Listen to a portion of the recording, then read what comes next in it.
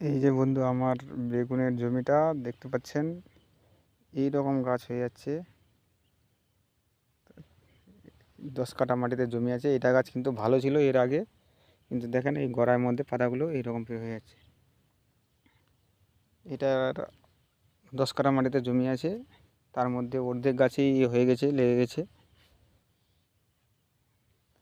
পোকা মাকড় নাই, পোকা তো যেটা পোকা ছিল ওটা তো মেরে দিয়েছি, কিন্তু তাও কোনো হালতে সারছে না। কি করার উপায়? সম্পূর্ণ জমিটাই হয়ে গেছে, মোটামুটি আধাটা জমিতেই হয়ে গেছে।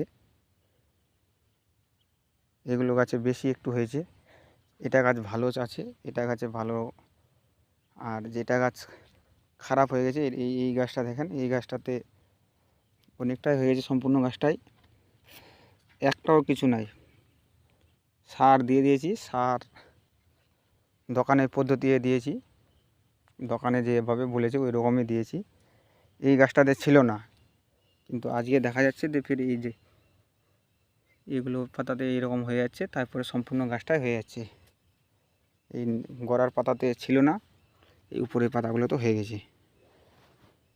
কি মারলে হবে একটু বলে দিবেন? মোটামুটি আমার 600 গাছ আছে, তার মধ্যে 300 গাছের মধ্যেই হয়ে গেছে। 10 কাঠা মাটিতে আছে।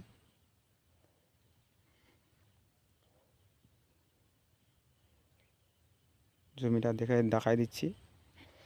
এখনও ফুল দু একটা দেখা দিচ্ছে, কিন্তু জালি টালি আসেনি। এই গাছটাতে ছিল না, এই গাছটাতে ফিরে আবার ধরে নিয়েছে। জায়গা জায়গা সম্পূর্ণ জমিটাই আছে, এই যে এটাতে নাই, কিন্তু এটাতে হয়ে গেছে। এখন কি করা যায়?